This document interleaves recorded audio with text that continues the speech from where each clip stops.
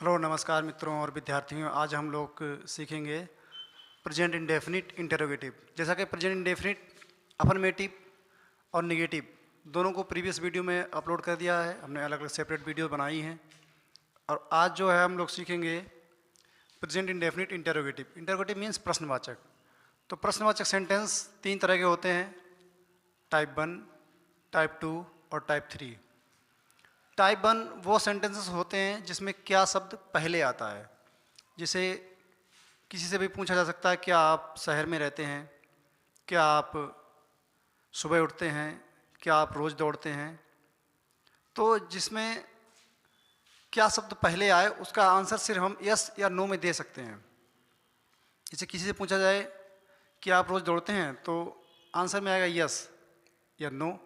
तो दो ही आंसर दे सकते हैं, यस या नो, या आप पूरा सेंटेंस बोल सकते हैं। दूसरा होता है टाइप 2, जिसमें प्रश्नवाचक शब्द बीच में आता है, सेंटेंस के बीच में आया है या कहीं पर भी सेंटेंस में आ सकता है, जैसे कब, क्यों, कहाँ, कौन, कैसे। तो उसे प्रश्नवाचक टाइप 2 बोलते हैं, इंटरोगेशन। उसके बाद आता है टाइप 3, जिसमें विच, हुज, हाउ मेनी और हाउ मच। ये वर्ड इनके साथ नाउन आता है, ये टाइप 3 होता है। तो सीखेंगे एक करके सभी सेंटेंस सीखेंगे। तो सबसे पहले टाइप 1 सीखते हैं। देखिए, सबसे पहले हम प्रेजेंट इंडेफिनिट टेंस, इसके हेल्पिंग वर्ब देख लेते हैं। इसकी हेल्पिंग वर्ब क्या है? तो प्रेजेंट इंडेफिनिट टेंस की जो हेल्पिंग वर्ब है, डू और डज। ही, शी, इट तथा सिंगुलर सब्जेक्ट के साथ डज का प्रयोग करेंगे। आई, बी, यू, दे तथा प्लूरल सब्जेक्ट के साथ डू का प्रयोग करेंगे। सब्जेक्ट ऑब्जेक्ट क्या होता है, वर्ब क्या होता है, मैन वर्ब, हेल्पिंग वर्ब, ये पहली वीडियो में मैंने बता दिया है। ठीक है, तो यहाँ पे फिर से एक बार इसका रिवीजन कर देंगे। तो इन सब्जेक्ट के साथ डज का प्रयोग करेंगे और इनके साथ डू का प्रयोग करेंगे। तो सबसे पहला सेंटेंस लेते हैं, क्या वह स्कूल जाता है। तो जब भी क्या शब्द पहले आएगा तो सबसे पहले हम हेल्पिंग वर्ब लगाएंगे। सब्जेक्ट के अकॉर्डिंग सब्जेक्ट है वह है, यानी ही या सी।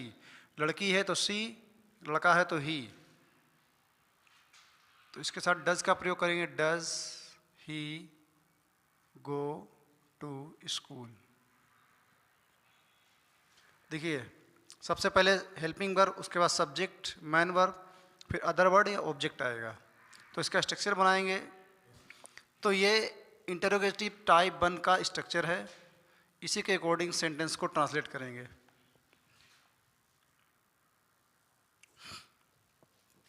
एक और सेंटेंस लेते हैं।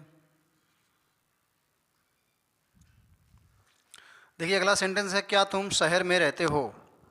तो क्या शब्द पहले आया, तो सबसे पहले हेल्पिंग वर्ब का यूज़ करेंगे, यू, तुम। इसके साथ हेल्पिंग वर्ब डू का प्रयोग करेंगे,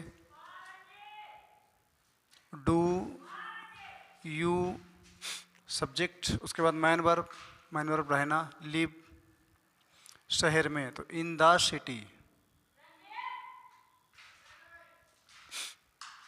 इंटरोगेशन मार्क। क्या राम एक कार चलाता है।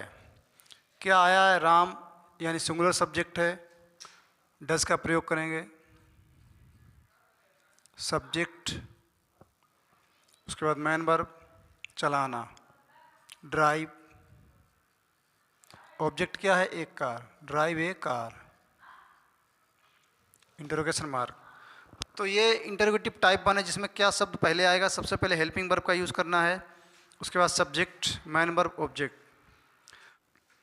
देखिए, इंटरोगेटिव टाइप 2 में क्या होता है कि जब भी कोई प्रश्नवाचक शब्द वाक्य में आता है, जब क्या पहले आएगा तो वो टाइप 1 होगा, लेकिन जब भी एक क्या शब्द बीच में आ जाएगा सेंटेंस के, तो फिर ये टाइप 2 में आ जाएगा। जैसे क्या, क्यों, कैसे, कौन, कहाँ, ये जितनी भी मीनिंग है आपको वीडियो के लास्ट में मिल जाएंगी। तो देखते हैं सेंटेंस को। वह कहाँ रहता है, तो इसमें जो प्रश्नवाचक शब्द है वो सेंटेंस में आया है, बीच में आया है। तो सिर्फ ये देखना है कि जब भी क्या शब्द पहले आए तो टाइप 1 होगा, और यदि क्या बीच में आ रहा तो फिर वो टाइप 2 हो जाएगा। तो जब भी कोई प्रश्नवाचक शब्द आता है तो सबसे पहले उसकी अंग्रेजी लगाते हैं। तो पहले कहाँ की अंग्रेजी लगाएंगे, वेयर। और जब भी कोई प्रश्नवाचक शब्द की इंग्लिश लगाते हैं उसके तुरंत बाद हम हेल्पिंग वर्ब का यूज़ करेंगे।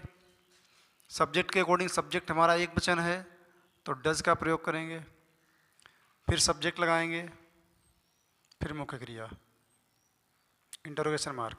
देखिए स्ट्रक्चर क्या बनेगा, WH फैमिली का वर्ड आएगा सबसे पहले, उसके बाद हेल्पिंग वर्ब, उसके बाद सब्जेक्ट प्लस मैन वर्ब, उसके बाद ऑब्जेक्ट अदर वर्ड। तो ये हमारा स्ट्रक्चर बनेगा। जब भी कोई WH फैमिली का वर्ड आएगा तो सबसे पहले उसकी मीनिंग रखेंगे, उसके बाद हेल्पिंग वर्ब का यूज़ करेंगे, फिर सब्जेक्ट का यूज़ करेंगे। वे कैसे क्रिकेट खेलते हैं, तो सबसे पहले कैसे की मीनिंग लगाएंगे, हाउ। देखिए WH फैमिली का वर्ड, उसके बाद helping verb, subject, main verb और फिर ऑब्जेक्ट। अदर वर्ड कुछ है नहीं तो नहीं लिखेंगे। How do they play cricket, तुम किसे बुलाते हो, तो किसे की मीनिंग पहले, हाउ, होम, सॉरी, WHOM, किसे की मीनिंग होती है WHOM, होम। इसके तुरंत बाद हेल्पिंग वर्ब का प्रयोग करेंगे, यू, डू का प्रयोग करेंगे, सब्जेक्ट यू आएगा, man verb call, home do you call. अगला एग्जांपल है सीता कितने बजे आती है, तो कितने बजे, ये पूरा एक ही वर्ड है, कितने बजे, टाइम पूछा जा रहा है तो व्हाट टाइम, कितने बजे, व्हाट टाइम। इसके तुरंत बाद हेल्पिंग वर्ब, सीता एक बच्चे ने तो डज का प्रयोग करेंगे, डज, सब्जेक्ट सीता है, मुख्य क्रिया कम, व्हाट टाइम डज सीता कम। तो जब भी कोई प्रश्नवाचक शब्द रखेंगे WH फैमिली का वर्ड तो हेल्पिंग वर्ब का यूज़ करेंगे, सब्जेक्ट, मैन वर्ब, ऑब्जेक्ट। तो ये हो गया इंटरोगेटिव टाइप 2 जिसमें प्रश्नवाचक शब्द आते हैं। टाइप 3, तो टाइप 3 में क्या होता है, जो 4 वर्ड है उनको हमें ध्यान रखना पड़ता है, विच, कौन सा, कौन सी, कौन से, हुज, किसका, किसकी, किसके, हाउ मैनी, कितने, और हाउ मच, कितना। इन 4 वर्डों का हमें ध्यान रखना होगा। तो देखिए जब भी ये 4 वर्ड आएंगे तो उसमें क्या होता है कि इनके साथ जो ऑब्जेक्ट है वो इनके साथ आता है। देखिए एग्जाम्पल के माध्यम से समझते हैं। वह कितना खाना पकाती है, देखिए कितना और इसके साथ जो वर्ड लगा हुआ है ऑब्जेक्ट खाना, तो देखेंगे कि हाउ मैनी लगाएं या हाउ मच लगाएं। हाउ मैनी यानी जब कोई चीज़ काउंटेबल है, गिनने वाली है, जिसे हम गिन सकते हैं, किताबें हैं, पेन है, घर हैं, बाइक हैं, कार हैं, तो उसमें हम हाउ मैनी लगाएंगे। और जिसको गिन नहीं सकते, जो अनकाउंटेबल है, जैसे दूध है, चाय, चीनी, दही, मक्खन, तो जिसको हम गिन नहीं सकते उसमें हाउ मच लगाएंगे। तो खाना अनकाउंटेबल होता है, इसको गिन नहीं सकते। रोटी तो गिन सकते हैं लेकिन सब्जी को नहीं गिन सकते। तो जब थाली में रखा है तो क्वांटिटी में रखा है, उसकी क्या क्वांटिटी है, तो उसको अनकाउंटेबल होता है। तो सब्जी पकाती है, तो स्ट्रक्चर वही रहेगा। तो सबसे पहले इसकी मीनिंग है कितना, यानी हाउ मच। अनकाउंटेबल तो हाउ मच, और काउंटेबल है तो हाउ मैनी। इसके साथ फूड आया है, ये ऑब्जेक्ट है हमारा, तो ये इसी के साथ है। तीसरा नियम यही है कि जब भी हाउ मैनी, हाउ मच, विच और हुज लगाएंगे तो उसके साथ जो ऑब्जेक्ट आया वो उसी के साथ लगेगा। इसके बाद हेल्पिंग वर्ब का प्रयोग करेंगे एक सेंटेंस में, जो सब्जेक्ट आया उसके अकॉर्डिंग। वो है लड़की है, सी है, सी के साथ हम डज का प्रयोग करेंगे, सब्जेक्ट, उसके बाद man verb, cook. How much food does she cook, तो स्ट्रक्चर रहेगा, ये जो चारों वर्ड हैं वो रहेंगे। उसके बाद ऑब्जेक्ट आएगा, helping verb, subject, main verb. तुम किस क्लास में पढ़ते हो, तो किस में, तो ये कौन सी, इसका अर्थ है कि तुम कौन से क्लास में पढ़ते हो। इस तरह से भी आ सकता है किस क्लास में, या इसको ऐसे लिख सकते हैं कौन सी क्लास में। तो कौन सी या कौन सा या कौन से, विच लगेगा, विच। में आया है तो इनका प्रयोग करेंगे, या तो लास्ट में करें या पहले करें। तो इनका प्रयोग अधिकतर पहले होता है, इन विच क्लास। अब इसके साथ नाउन आएगा, जो भी नाउन आए किस क्लास में, जो चीज़ से जुड़ी हुई है, इन शब्दों से जो भी चीज़ जुड़ी हुई होगी वो उसी के साथ आएगी। इन विच क्लास, सब्जेक्ट है यू, तो यू के साथ डू का प्रयोग करेंगे। In which class do you read. एक और एग्जाम्पल लेते हैं। वे कितनी चाय पीते हैं।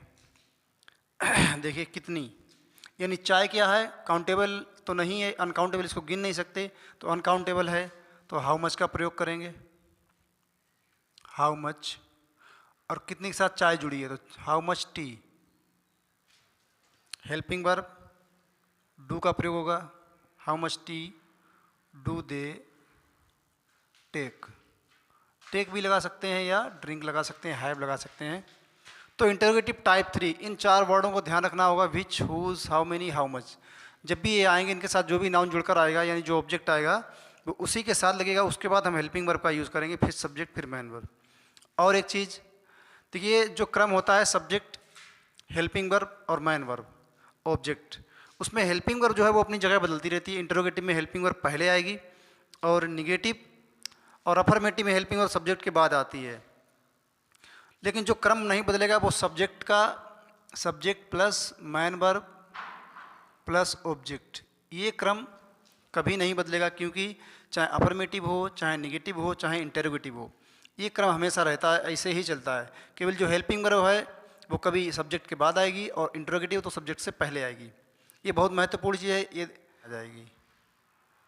ओके गाइस, वीडियो अच्छी लगे तो लाइक करें, सब्सक्राइब करें। मिलते हैं नेक्स्ट वीडियो में, तब तक के लिए जय हिंद।